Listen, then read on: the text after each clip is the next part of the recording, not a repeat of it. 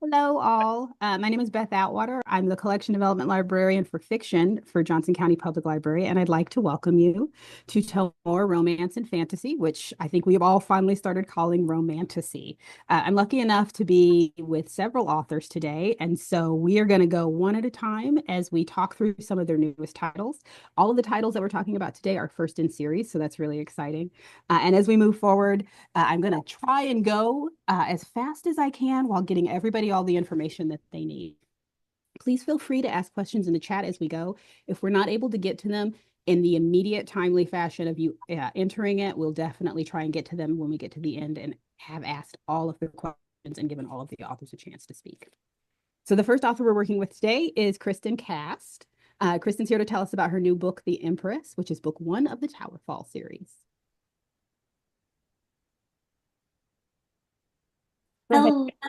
Yes. Hello, everyone. I am so excited to talk to you today about my book, The Empress, which is the first book, like Beth said, in the Towerfall series, a spellbinding romantasy that intertwines the magic of tarot with the allure of portal or time travel romance. So it's really Outlander meets tarot. And in The Empress, Hannah, our modern day heroine, stumbles upon a tarot card in the snow that transports her to the realm of Towerfall, which is ruled by the living embodiments of the arcana. And immediately thrust into danger, Hannah is rescued by Kane, a battle-hardened and very sexy warrior with a shadowed past. To navigate the treacherous political landscape and find a way back home, Hannah and Kane must pretend to be married. Basically, he's a ruthless, battle-scarred warrior with a dark past, and she's stuck pretending to be his wife to save a fantasy kingdom in a high heat romantasy. So, The Empress offers a journey through a world where tarot cards breathe life, and love is both a weapon and a shield. This story and really the entire Towerfall world were born from my love of historical romance, rom-coms, and of course, witchy magic, because I'm a very proud witch. And I wanted to create a world that feels as lush and inviting as it is dangerous, a place where magic and romance are woven together and where the heroine's journey isn't just about love or finding a partner, though there's plenty of that. It's really about self-discovery and realizing that sometimes the life we think we want isn't the one that we need. When I started writing The Empress, I imagined a world that readers could completely lose themselves in. Think opulent surroundings, sexy men, mouth-watering food, and characters you can't help but fall for. It's really like Bridgerton meets The Tudors, two of my favorite things, but with a magical twist. And there's a tarot element that runs throughout this story, which brings this extra layer of mystery and insight into the characters' journeys. Tarot plays a big role, not just in the plot, but as a way for the characters to understand themselves and their paths. And so, if you're not familiar with tarot, let me just share a little tiny bit about it. Tarot is a deck of 78 cards, and they're used for guidance, self-reflection, and divination. Each card, like the Empress, has a unique meaning and can help you tap into your intuition and help you with insights into your emotions, your relationships, and even your future. The deck is split into two main parts, the major arcana and the minors. And the majors are like your big moments in life, the big shifts, the lessons, the turning points, the Empress. And if you pull one of these major cards, it usually means something significant is happening, like a transformation or an opportunity for growth. Then we have the minors, which are more about day-to-day experiences. They're divided into four suits or four kingdoms, and each suit represents a different area of life. We have wands, cups, swords, and pentacles. And the Kingdom of Pentacles is all about the material world and money, career, the physical environment, stability, and security. And that's where the Empress takes place. And that is the first kingdom you will visit in the realm of Towerfall. So together, the major and minor arcana really offer a complete picture of our journey through life. And it's really such a beautiful tool of self-discovery and that I use daily. And that's why it plays such a huge and important role in the Empress and the Towerfall series as a whole. So if you or your readers love magic, romance, spice, and a dash of adventure, I think The Empress is going to take you on the kind of journey you've been craving. Welcome to Towerfall, a world where tarot comes to life, where love and magic are inseparable, and where there's always more than meets the eye. Thank you. Perfect. Well, first of all, I'm going to have to say you probably answered my first question. I'm going to ask it anyway in case there's some nuance you want to add, but I have other questions too. Yes. So, as romantasy and contemporaries dominate traditional publishing, I know you mentioned loving historicals. I do too, but I hear that it is harder and harder to get a historical published these days. But as romantasy dominates publishing, fairies and vampires seem to have cornered the market. So, your fantasy world revolves around a tarot deck, and you just shared a lot of your inspiration for this. But did you have that in mind when you wrote it, that you wanted to do something a little different? Or is your experience with tarot what drove it, regardless of what else the market did? It's my experience that drove it, and regardless of the market, because it plays such a big role in my personal life. Mhm. And I have a tarot journal. I draw a card daily, and it's really part of who I am. And I wanted to be able to explore more of that in my first Romantasy series. And so it was the basis of the world building. Very cool. So for a long time, you were seen as a YA author. Yeah. And this is your second spicy romantasy. I checked your website and also downloaded that you have a shorter novella. This is your first full-length romantasy novel. Am I correct? Yeah, so Bound by Shadows is what you're talking about. It came Mhm. out yesterday. It is a Towerfall novella. So it is like the little appetizer before your delicious main course of the Empress. And it's really to get readers warmed up. It's an ebook only. So it's to get readers like primed and ready so that whenever Empress comes out in January, they already know that they love it and that they want it and that they're all in on this world. Okay, very good. What inspired you to make the leap towards adult fiction? I'm an adult and I started writing, co-authoring with my mom, PC Cast, the House of Night series when I was 19. And that was 20 years ago. And so when I decided to do something on my own, I wanted it to mirror what I love and my inspirations and the journey that I am on personally. And because I'm an adult, it was just naturally like that's that's who these people are going to be. They're going to be adults. Fair enough. You aged up, your characters aged Yeah, up. We exactly. totally get that. Well, those are my only two questions up front. I want to save the third one for just in case we have a little extra time, which means I think we're ready to move to the next book. Okay, and the next book, Until the Last Page, is presented with Chantel Gadori. And before I start letting Chantel talk about her book, I want to reiterate to the crowd, those attending, I am relying on my early 80s phonics. So if at any point in time I have butchered someone's name or butchered a character name, I really appreciate the author themselves correcting me so that the rest of us know what we're talking about when we present these to patrons. So Chantal. Hi, everyone. I am Chantel, and I am so excited to be here to talk about Until the Last Page. So, I have two very important questions I have to ask. Have you ever found yourself falling in love with a fictional character? I think many of us have. And have you ever wished you could slip inside the pages of a book and live out your own wonderful romantic fantasy? I know I have. My main character, Josephine Hart, has as well, minus the romance. Kinda.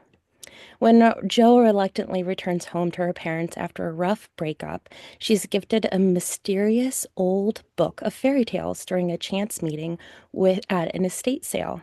Josephine has grown up with the promise of once upon a time and happily ever afters, very much like I have, even if she didn't necessarily believe in them anymore. But when Jo discovers a mysterious spell just inside the cover, she is thrust headfirst into the pages, crash landing through the fairy tale time continuum. Everything that Josephine had thought she'd known about fairy tales was about to be turned on its head. That's when Josephine meets him. Him is an annoyingly snarky frog prince named Aneurin, seeking the kiss of true love that can break his spell. If she agrees to help him find his princess, he vows to get her home, sort of a commentary he might have on her social status of being a peasant. With such a stuck-up frog prince as her guide, Jo has little hope of returning to the real world. With every turn of the page, their adventure leads them further into the well-known fairy tales that I have grown up and loved my whole life, from sweet-smelling candy cottages where they encounter a cannibalistic witch with a soft spot for frog legs, to a treehouse owned by seven men harboring a fugitive princess. Jo and Aneurin discover they're both exactly what each other needs. Josephine needed someone to teach her how to believe in love again, and Aneurin needed someone to love him as he was, amphibian and all. It is only when they're forced to face a greedy and dangerous man who has a talent for spinning straw into gold, they realize just how quickly this plot can take an unexpected twist. When Aneurin bargains for his freedom and his amphibian appearance to find his true love before the stroke of midnight, Josephine knows she must do everything to save his happily ever after, even if it means sacrificing her own. There's no time for damseling in this book when their happily ever after endings are just a few lines away from the end. This is a perfect fairy tale rom-com for everyone who's enjoyed The Princess Bride, The Page Master, and if this might be aging myself. If you loved Shelley Duvall's fairy tale theater growing up, this is just going to be a huge nod to that. I have grown up and loved Disney movies and fairy tales my whole life, and this book was completely inspired by everything that I loved, all the 80s and 90s films that I grew up with. All compiled into this fantastical little rom-com where a young woman is paired off with a frog prince and finds love. So that's a little bit about Until the Last Page. Okay, so I think you've also answered one of my questions because I was going to ask you how much you loved Disney movies, and if that was the root of all of our romance obsessions. It's the root of mine, so I understand completely. Your book is spice free in a genre that's quickly getting a reputation for being very spicy, and your bio mentions that you love K-drama. Do you think that that influenced your book standing out as a sweet, albeit snarky novel? Yes, I would absolutely say it inspired keeping it to a zero spice level. However, I do love spice. So it was a little challenging to keep it to that, even though I wanted it to be that way. I very much enjoy the very sweet and endearing Korean dramas where just seeing a kiss is like, so yes. I'm right there with you. I kept waiting for the wrist grab because I know it's coming in every K drama, and it's felt like a K drama when I was reading it. A little bit like Yeah, a K drama. yeah. Um, so American culture is steeped in Western fairy tales. And I know you probably also did a ton of research in addition to all of us kind of growing up on Disney princesses. I think everyone who loves the library once upon a time wanted to be Belle, Yeah. myself included. I wanted to be Belle and then Buffy and then back to Belle. Um, so at any rate, could you tell us a little bit about why you chose the fairy tales that you chose to include, and if you have in mind other fairy tales that you're going to include later, without giving too much away? Yeah, absolutely. So I really wanted to stick with more of the classic fairy tales that everyone would have a good knowledge of, at least surface base. When it comes to Hansel and Gretel, we know like the gist of the story. When it comes to Snow White, we know the gist of the story. Um, and I also wanted to find stories that had different versions that I could sort of play with and mold and make my own. So I did do a lot of research into different versions of Hansel and Gretel and lots of different versions into Snow White and how light they can be and then how very dark they can be and how far I wanted to take certain fairy tales. And I do have a good list of fairy tales that I cannot wait to explore in further books, especially with Jo and Aneurin and their witty commentary that they have with each other and on things surrounding them. So I am really drawn to the stories that I feel readers would be able to come into the book with at least a little bit of knowledge instead of being confused and not understanding what's happening or the fairy tale that they're experiencing, but also making it fresh and new because That's what writing stories is all about. It's bringing our own voices and making those stories our own. Absolutely. That makes perfect sense. I've asked my two questions. I have more for later on if we have time at the end. So I am ready for our next author, if the audience is ready as well. Okay. All right, The Devil's Waltz. Jesse Elliott has written this book that I honestly, I have to say, I started reading it and thought urban fantasy and then romantasy and all the things. Super excited about it. Jesse, would you like to introduce your title to us? Yes, thank you so much. And I apologize if my voice goes in and out. I'm kind of dealing with a bit of a chest cold, but yeah, so The Devil's Waltz, I totally understand what you mean about the urban fantasy bit. I kind of play around with it being like a paranormal romance, romantasy. I think it kind of hits a lot of the genre expectations in many genres, but I think they all kind of blend together. But basically, The Devil's Waltz is about a girl named Camille who grew up. Her parents are the heads of the top demon hunting organization in the States. They're linked with the government, and she really only went into it to be close with her older sister.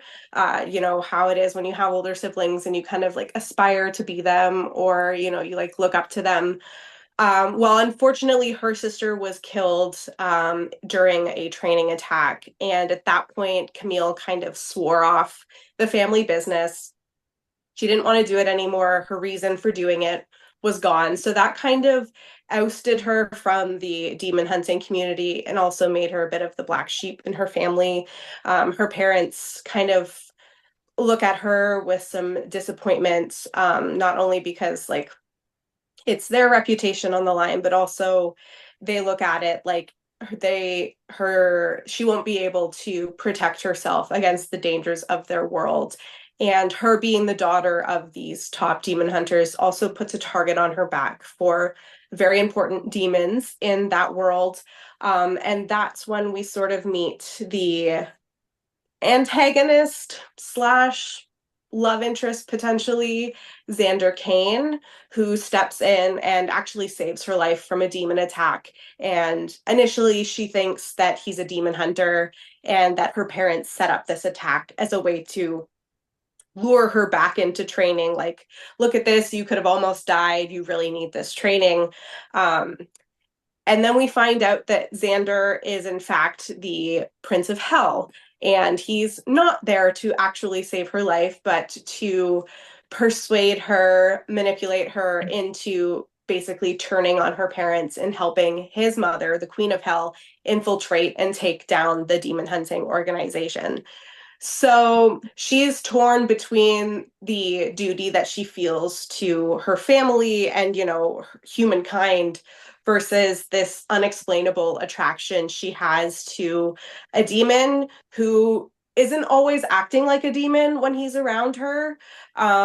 So basically, we kind of have to see what happens when this young woman from a family of demon hunters finds herself falling in love with the Prince of Hell. And it's super interesting because I had initially written this book a decade ago as a young adult novel, only from Camille's point of view. And I'd rewritten it a few times over the years and just it never felt quite right until I rewrote it again a couple years ago with Xander's point of view as well. I decided that I needed his side of the story. Like, why is he doing this? What's his motivation? And in doing that, I got to unlock this whole world with snarky side characters. As much as I love Xander and Camille and their romance, there's also some side characters who I think are very amazing scene stealers and a lot of fun. And I'm kind of excited to see where their story arcs go in the future. But just to kind of bring it all together and test, you know, what's it going to take for her? How is Camille going to decide who she's going to stand with, whether it's this demon who has somehow become one of the most important people in her life versus her family and humankind. And there is a little bit of that like Romeo and Juliet vibe. but overall, I think it's a snark-filled, fun, quick read, but it is also drenched in angst and there's some spice. This one isn't the spiciest. The series will get spicier as the books go on. I'm working on the sequel right now that's coming out in May. But there is definitely some on the page spice in this one. And it has just been like a wild ride to be able to re-immerse myself in the world. But it's been a lot of fun, and I really hope that you enjoy it. Before I forget, I wanted to give a shout out and give you an opportunity to tell us the title of one that's coming out in May, because I looked this morning, it looks like it's already in Ingram. Yes, it is. The sequel is called The Devil's Trials. So that is like a huge sneak peek as to what the book will be about. But book one does end on a cliffhanger. Book two picks up immediately, like where book one ended. So it's coming soon, and it's a lot of fun. There's a lot more action, a lot more angst, and a lot more spice in the sequel as well. And I'm sure it's going to be in Bro. It might already be in Brodart. I'm sure it's going to be in Brodart as soon as possible as well. Um, all right. So I cheated a little in reading The Devil's. I actually listened to it on audiobook. So if anybody is interested in the audiobook, it is a not only dual point of view, but dual narrators, which is very, very cool. I have to admit the series start definitely gave me supernatural vibes. I was thinking Sam Winchester in all the best ways. And the minute I saw there was a college sophomore managing her trauma and denying her family's demon hunter destiny, I was all in. So this is probably the strangest question you're going to get asked on your tour for the book, but are you a supernatural fan? I've, I've never seen it. Okay. I know, and it's so funny. It's so funny because Maria V. Schneider blurbed the book for us. Mhm. And let me see if I have it here. Yeah, she said, Prince of Hell versus ex Demon Hunter, sign me up. An action-filled romp reminiscent of Buffy the Vampire Slayer. And when I wrote the book, I had never watched Buffy. I have since watched it, and I'm like, yeah, okay, I can see it. That's really cool. But yeah, I've never watched Buffy, never watched Supernatural. I think you have to, because I think you've written something that is possibly even better. So Xander, our hero, is a literal demon, which I feel like maybe means he's past our morally gray hero and on into the realm of absolutely dark hero. The enemies to lovers with a demon hunter loves demon is definitely star-crossed. So is star-crossed lovers your favorite romance trope? And if not, what is? I think so, because for me, like the main importance of the romances that I write is there has to be something otherworldly keeping them apart. So yeah, I think that blend of star-crossed lovers and also the enemies to lovers vibe is really where I find my butter for sure. All right, so I've asked my two questions. I have more, but we'll move on to the next author. Thank you. Of course. Okay, so Sarah Hawley has written Servant of Earth, and I would like to give her an opportunity to introduce the book to us. Hi, it is so nice to be here. And before I start talking about Servant of Earth, I just want to say how much I love and appreciate libraries. I was actually a messenger clerk at the Los Angeles Public Library at the Central Branch. I worked in the periodical pool, and I have really fond memories of my time there and all the wonderful people I've worked with. So, Servant of Earth, it's the first book in a romantic fantasy trilogy called The Shards of Magic. It follows Kenna, a somewhat feral woman who lives in poverty at the edge of a dangerous bog. Every few years, her village sends women into the bog as offerings to the Fae. And when her best friend is chosen as a sacrifice, Kenna decides to go with her to protect her. But tragedy strikes, and Kenna finds herself alone in the beautiful but malevolent fairy kingdom of Mistay. Well, she is mostly alone because she is accompanied by a sentient, shape-shifting, bloodthirsty dagger that she found along the way. And that's a lot of fun. The Fae are split into magical houses. There's fire, earth, light, void, illusion, and blood. And the heirs to those houses are currently preparing for the immortality trials, where they have to prove their worth to earn immortality and magic. Ken is forced into serving the heir to Earth House and helping her cheat in order to pass the trials. She has to solve riddles, navigate a deadly labyrinth, swallow poison, and all sorts of other awful things, all while making sure that no one finds out that she's cheating. But rebellion is also brewing in Mistay, and several factions have realized the value of an unremarkable human servant with access to powerful people. She's blackmailed into spying for an assassin who serves the tyrant king, and she finds herself caught up in a forbidden love affair with the charismatic Prince of Firehouse, who has plans to overthrow the king. I will say morally gray is my favorite color, though, so few of the fairies in Mistay are exactly who or what they seem. Throughout the story, she fights for survival, friendship, and love, and to teach these terrifying fairies that maybe they should be afraid of her instead. The book is adult fantasy with crossover appeal. It gets dark and steamy. If you've read my Glimmer Falls series of paranormal rom-coms, which starts with A Witch's Guide to Fake Dating a Demon, this is going to be a big departure in terms of tone. Some people have described the tone as the Under the Mountain section of A Court of Thorns and Roses meets The Serpent and the Wings of Night, or as a book for readers who grew up with Divergent and The Hunger Games and are looking for their latest post-Fourth Wing fix. So a lot of inspirations went into creating the book. I've always loved fantasy novels. My mother was a big reader and shared her collection with me when I was a kid, and I was always at the library as well, reading everything I could get my hands on. I read a lot of fairy tales, of course, but the first fae-specific book I remember reading was The Moor Child by Eloise Jarvis McGraw. And I remember being just absolutely captivated by the concept of changelings, which you will see in Servant of Earth. Another major influence that made me want to be an author when I was a kid was Tamora Pierce's books, especially the Alana books. Absolutely obsessed. A lot of those themes and tropes are found in my writing too. So specifically in Servant of Earth, you'll find magic, mystical weapons, a scrappy woman fighting for more than society wants her to have, and potentially a few romantic options. I will say, if you read the Alana books, there was only one correct choice of those books, and that was George, the King of the Thieves. And the other major element that impacts how I build fantasy worlds is actually my background in archaeology.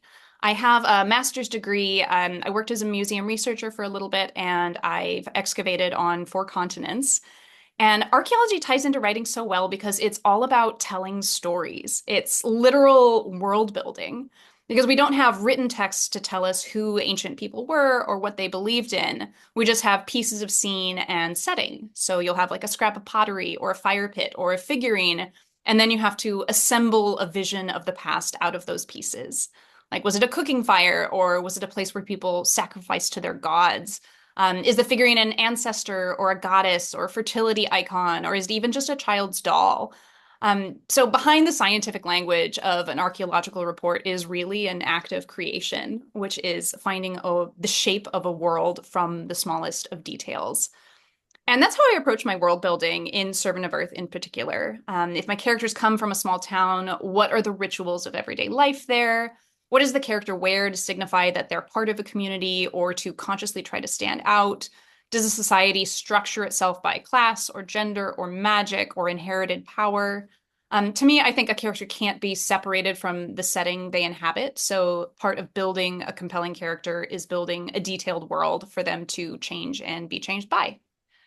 And there are a few elements in Servant of Earth that directly tie into the archaeology background, which are the bog and the underground city of Mistay. So I will tell you, archaeologists absolutely love a bog. It's a cold, acidic, low oxygen environment, which makes it really good at preserving bodies and other fun things. So Kenna has this collection of artifacts that she's fished up from the bog, and that is an homage to my background. And then the city of Mistay itself is inspired by the folklore surrounding so-called fairy forts and tumuli, which are basically prehistoric structures or grave mounds that are rumored to be the entrances to a fairy underworld. So overall, Servant of Earth was a lot of fun to research and write, and I hope you love it as much as I do. And that's the book. Very cool. I was going to ask you about the dagger, and now I see how and why you loved it so much, because how can an archaeologist not include not just an ancient weapon, but an ancient weapon that seems to have it's sentient and has sort of a personality, if you can count bloodthirstiness as a personality, but also it was interesting, and I really loved that part of the book. So Servant of Earth meets all the romanticy requirements, but it also feels a little like a traditional fantasy novel, even though there's definitely a romance thread throughout. So many of us cut our teeth on a preferred genre, especially as teens. Are you a specific genre reader? I do read all over the place. I will say fantasy, sci-fi, and romance is the backbone of everything. And I actually came late to romance as a reader. I didn't start reading romance until I was in college, whereas I know a lot of people started reading, stealing their mother's books. But I was reading pretty much majority sci-fi fantasy. And I do read broadly. I try to read all sorts of things. I will say nonfiction is a little like, oh, where's the swords? Where's the magic? I don't know. But yeah, so I think it's probably that background, the foundational background in fantasy is why maybe it has that classical fantasy feel because I love world building. And that's always the problem when I'm drafting is that I have to cut so much world building because I'm thinking about all the lore and all the stories and yeah, all those elements. And they're like, no, we actually have a word limit. You do have to stop talking about the background. No, I totally get that. And for me, I kept thinking about how important the female friendships were throughout the book as Yes. well. So every once in a while, people will go to a romance convention and start talking about whether or not women are interacting with each other without discussing a man. Mhm. Frankly, I thought that was one of the things that seemed really to be a theme throughout the novel was these female friendships don't necessarily have anything to do with the romance that's also intertwined in the story. So my other question for you, as I was sleuthing through Goodreads, I found that the next title in the series is entitled Princess of Blood. Yes. Should we expect more delicious, and I think that's saying something about me, violence as this progresses? Yeah.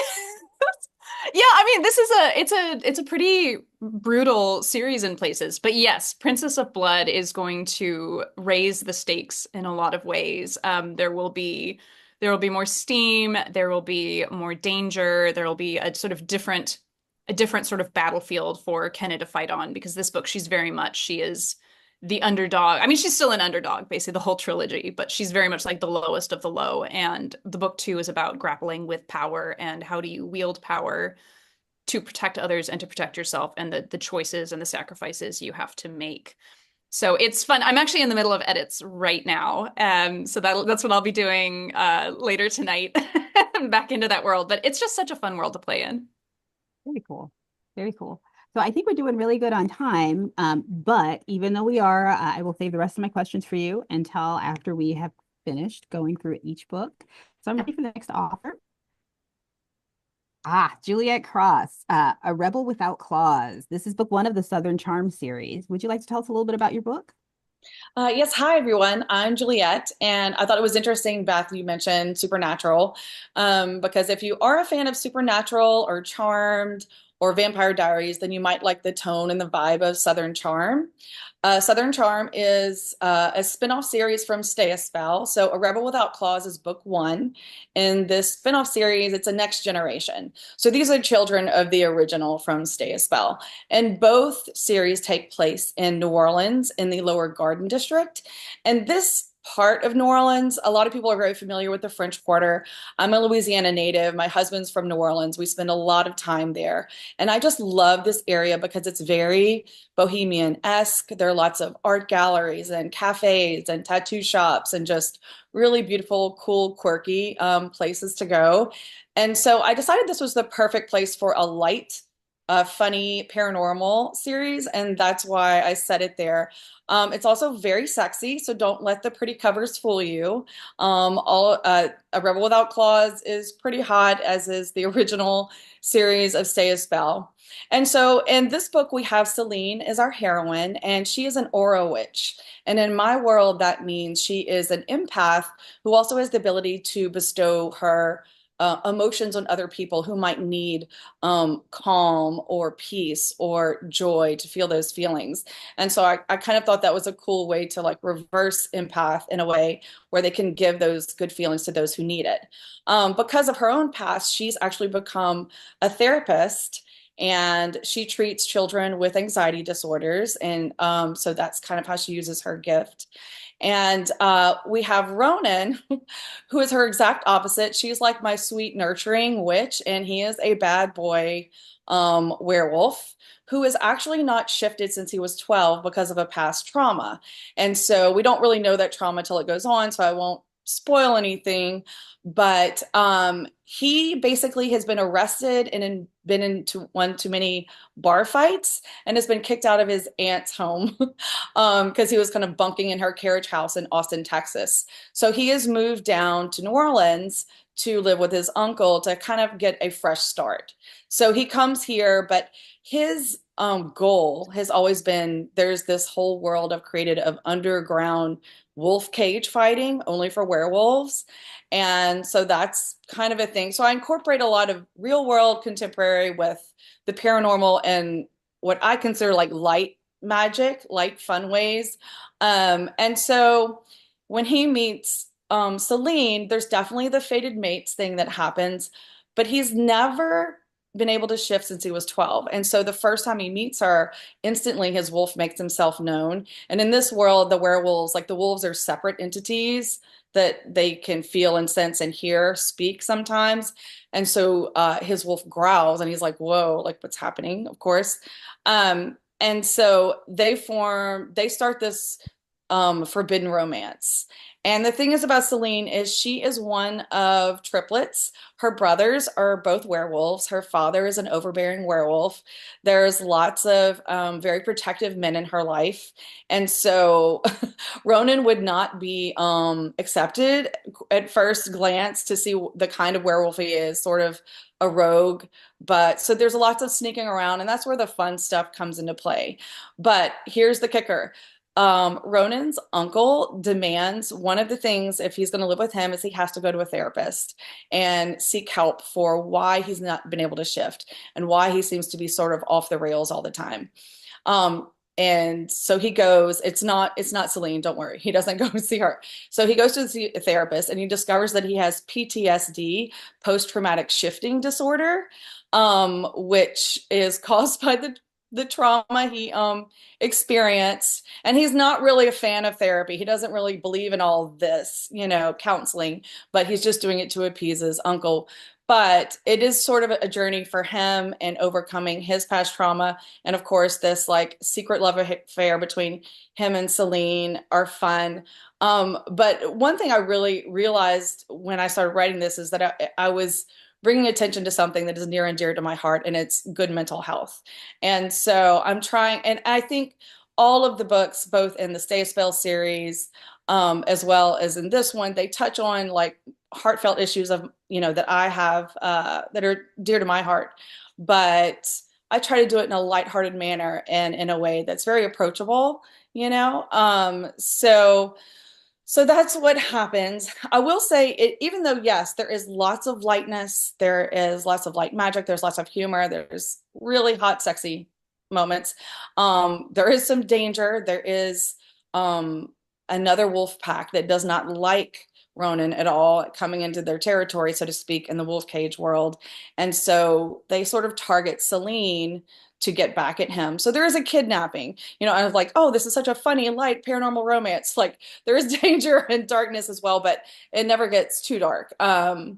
So yeah, and I don't want to give too many things away, but if you like fun paranormal romance that have, it's definitely found family. That's one of the central things for me is my characters have a lot of, Ronan definitely has a found family moment with her family as well. Her brothers, her father especially accepts him once they get to know who he is and what he's about. And I just love that part, that sort of full circle for the character who feels very alone, very isolated, in this world, and comes to find out that he's truly not, and he's well loved in the end. And so that is the ultimate premise of A Rebel Without Claws.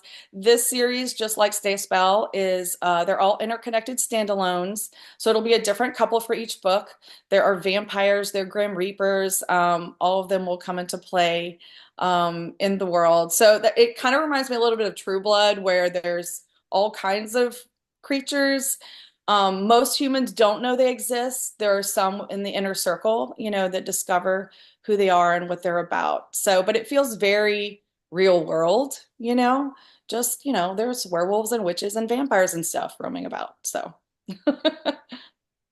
Very cool. You might have answered all of my questions, but I will ask them anyway, just in case it prompts a memory of something else. So, A Rebel Without Claws gives serious urban fantasy vibes, and it's definitely a good thing. Urban fantasy is often very dark, though, very gritty, with gritty violence and tortured relationships. Would you consider your books romantic comedy or relationship novels as well? And do you feel that crossing genres has given you wider appeal? Um, I do think that they are would probably be considered romantic comedy. And they're very character driven and romance driven. That was something I did very purposefully, because that's just what I wanted for this series. Because I do, like you said, I do write dark. I have lots of very dark books, but this was very healthy for my muse. I find that I'm a mood reader as well as a mood writer. Like I read all over the place. I love romantic comedies. I love really dark stuff with dark heroes and morally gray heroes. I love all of that. But I do kind of meander around based on my mood. And I find that writing this way, being able to go to Stay a Spell and Southern Charm, it sort of like refreshes my muse. She's like, oh, yes, I love being funny and quirky and, incorporating all my music and contemporary references that I love so much in the real world, as much as when I go back into the darker true fantasy realm, what I would call the true fantasy realm. But yes, I agree. So this one you also answered. I actually was recently in New Orleans, stayed in the French Quarter. I think that was my seventh trip there. I would move, but I don't think I could afford it. The Southern Charm series being set in New Orleans. Obviously, there's something magical about setting a paranormal series in NOLA. Excluding your Stay a Spell series, do you have favorite series set in New Orleans and why? Oh my goodness. Movies or Well, series? I think it was Sherilyn Kenyon wrote a series. Was it her Dark Hunter series? I believe that was what it was called. Those were some of my first ones I ever read set in New Orleans, which I really love. I actually wrote my very first series I ever wrote was set in New Orleans as well. I kind of stayed in the French Quarter because at the time I don't know, I was an early writer and I'm like, I wanted to write something familiar to people. Um, and also there's something about the French Quarter that just gives you that dark, gritty vibe. So if you're looking for that in urban fantasy, like it's the perfect setting. And that's why I shifted this series over to the Lower Garden District, which is really more welcoming and very just like a diverse kind of environment, neighborhood of people, which I love. I love that about New Orleans. It's just such an accepting place overall. And yeah, so I don't know if I rambled a little bit too long there, but yes, I love all series set in New Orleans. But I think I specifically kind of shifted Rebel and Stay a Spell over a little bit more to the quirky fun side. Very cool. All right. So once again, I still have more questions, but we need to make sure we get to everybody. And I'm very excited about all of our authors today. So if we're ready to move to the next author. All right. So The Legend of Minica, which I might get corrected on, and I should be corrected on if I've gotten that incorrectly. Katrika Rao. Kritika Rao. Kritika Rao. And I am so sorry. I cannot apologize enough. My husband's first name is Tahir, and the number of times he has reminded me that pronunciation is key. And here I am butchering it again. So my apologies. But your first book is part of the Divine Dance duology, and I would love for the opportunity to hear you talk about what the book entails. Okay, sure. Thank you so much for the introduction, Beth. The Legend of Menica is a love story, as you can imagine, and in some ways, it is a very simple love story. A celestial dancer is sent from the immortal realm by her god king to seduce a sage who is threatening her home with his powerful meditation. And in the process of seducing the sage, she falls in love with him. All my books are about love, but The Legend of Menica is the first romance book that I've written. And I always like to say, though, that while it is romantasy, it isn't merely about romantic love. I grew up in India within the culture of Hinduism, and both India and Hinduism have this long, beautiful relationship with love. On the one hand, every Bollywood movie that you probably see has a romance through line, but ancient India is also rife with love. And one of the most beloved love stories in Hinduism is that of Menika and Kaushika. Ask any Hindu household, and they'll probably know who Kaushika is. He's one of the most revered sages in Hinduism. He's powerful beyond compare.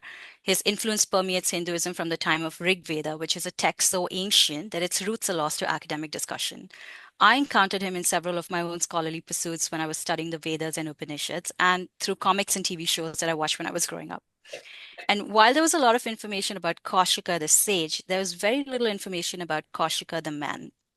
It was known that he was a king, that he lusted deeply for power, so much so that he finally sought the greatest cosmic power there is, thus beginning his training into becoming a sage. And the pursuit of cosmic power led to his own revolution from power-hungry mortal Kaushika into this great seer in Hinduism. And this was supposed to be his great moment of enlightenment. Yet to me, a true indication of his enlightenment and devotion came from the story of Menaka, the Apsara who was sent to seduce him. Menaka and Kaushika famously fell in love. Menaka clearly had a tremendous impact in Kaushika's life, yet so little was known of her beyond the fact that she was beautiful and that she was sent to seduce him. It was fascinating to me. Why was it that though Menaka and Kaushika's story is one of the most beloved love ballads of Hindu culture, Menaka was consigned to obscurity, known only through her interaction with the great sage and her service to Indra? When writing this story, I struggled a lot. I had 100 decisions to make in retelling this beloved myth, like which characters to give prominence to, which stories to highlight, which gods to acknowledge, which philosophies to ignore, and ultimately how to make the story my own. I conducted research as any other author would, of course, but truly one of the biggest things I had to do was look inside myself to discover who Menaka was. Apsaras are creatures of seduction, whether you find them in Hinduism or Buddhism, in India or Thailand or Cambodia, through the Rig Veda or the Mahabharata, their dance and seduction has always been a part of their identity. That they were routinely sent to seduce sages is also known. They remained pure despite the many forms of sex because they were immortals and magical. They were virgin, whore, devotee, prostitute, all at once. They performed their duties with enthusiasm and they returned to the celestial plane where they belonged. Promiscuous, luscious, eternally young, they sounded like the supreme sexual fantasy. That I had to wonder, did this narrative emerge out of a patriarchal society? Or like many central beliefs of Hinduism, was this perspective perhaps rooted in matriarchy, in freedom for the Apsaras to be who they were? Perhaps it didn't matter if Apsaras were whores or virgins. Terms would change their positive and negative qualifications throughout society and through changing societal times as well.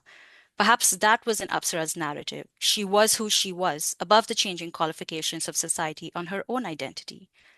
And ultimately, this is a theme that forms the heart of the legend of Menaka. Who is she? And does it matter what other people call her? Or is her own definition of herself one that truly matters? And can she make choices from that? In the legend of Menaka, Menaka is a sensual being. She loves her dance, but she hates how it's used. She loves the art of seduction, but she despises what it does to her marks without choice and consent. She loves her city, but she abhors some of the rules. She's devoted to Indra, but not in the way he and others think that one should be. She falls for Kaushika, but she sees that he's dangerous and troubled and capable of terrible things. All of these are questions of love for Menaka, love for her art, her city, her lord, and for Kaushika. But how is she to reconcile these things with herself? Menaka had to first understand herself. She needed to love herself first, and that truly is the love that is embedded within the story. The story is about homecoming and acceptance and finding the strength within yourself. All along, Menaka wants to be devoted. She wants to be free. She's trying to be the best Apsara that she can, but she doesn't know what it means to be an Apsara. Is it to be an object of love? Is it to be an object of lust? Is it a... By the end of the story, of course, she realizes that her own definition is what is most important, and that is an ever-evolving understanding, as it should be. I think that this understanding of the book makes it beautifully well placed in the genre of romantasy. As I said, this is the first romance novel I've written, but I think it sits really well here. But The Legend of Menaka is also women's fiction. It's queer norm, and Menaka herself is a queer protagonist. It's a Hindu mythological retelling, and with that too, I think it adds to the genre where there's so few of these stories. In centering a seductress without any negative connotations to the word, but rather something that is sacred, it becomes a deep and profound book. The story is a spicy mythological retelling, but I like to think, I hope, that it adds to this 4,000-year-old tradition that I belong to as well. That with giving Menaka a voice, I have added to my own culture in a way. So when people ask me what Menaka is about, I tell them it's a simple story, but that it's complex too. It's an enemies to lovers romance. It has betrayal and intrigue, gods and war. It has an empowered female MC and a mysterious male MC. It has spice and yearning and high stakes and a mission. The protagonist is 23, so while it's adult, it sits really well in the crossover section. Readers who like Daughter of the Moon Goddess, Skeke, and the Kushiel Legacy books will love it, but also those who enjoy unique world building and explorations of philosophy. Ultimately, I think this book is for readers who are interested in love, and I think it's for readers who want to understand themselves and their role within love and their own choices for who they can be. There's romance in The Legend of Menica, but in truth, this is a book that allows the readers to look inside themselves to search for what love means to them. I hope when people read Menika's story, they find a piece of themselves, because that, after all, is what truly informs any love story. And that is how I approach writing this book as well. So I do have questions. I feel like you've answered most of them, and you've asked, you've sparked some other questions in addition to that. One of the things that in libraries, as long as I've worked in libraries, which is now 20 years, I frequently get asked if there aren't more religions represented in inspirational fiction. And so I feel like, in addition to being romantasy, this is a book that could absolutely be considered inspirational fiction as attached to Hindu religion, not just inspirational fiction that all kind of fits into the category of one religion specifically. When you wrote this book, it's so tied to Hindu mythology. That impact your world building? Were you able to extend or expand your plot by laying the more framework, or did the framework itself limit you? Did you feel like respect for the original work kept you from adding things you wanted to add? No, I mean, yes and no. Like, I think when I approached The Legend of Menica, I was very conscious of the fact that this is a beloved story, and it has been in my culture for a really, really long time, and I wanted to be respectful of that. But Hinduism as a culture is very much a culture embedded within retellings. You have so many versions of so many stories, and argument and logic and back and forth and conversation, and the idea that no one single thing is the absolute truth is very much embedded within Hinduism. So for me, all of that kind of informed the process of retelling the story in itself. I think discovering this book was just really personal for me as well, because I'm taking this piece of my culture and I'm making it my own. And because Menica is a protagonist who very little is known of her, I had this opportunity to discover and almost shape her in a way which seems like a very profound responsibility, and I treated it like that while staying true to the kind of story that I really wanted to tell. So for readers who are familiar with Hinduism, I think they will see it being rife with cultural, elements that perhaps will only hit them in a certain way, as, in a form of homecoming, because they hit me in a certain way. But also for readers who are not familiar with Hinduism, I still think it'll, hit them in that same, or at least a similar profound manner, because I think there are certain truths tied within our world which interweave from culture to culture. And a lot of that is about self-discovery. So I think those elements will really shine for people who are not familiar with the legend as well. Self-discovery is such a huge part of fantasy, the self-discovery and character building, and I definitely saw that in your book. So thank you. I appreciate that. Your book puts a new spin on the enemies to lovers trope. She falls in love with her Mark, but he's not actually her true enemy. She's actually only there spying on him for someone else. Did that make writing their love story easier, the fact that she didn't genuinely dislike him in the beginning?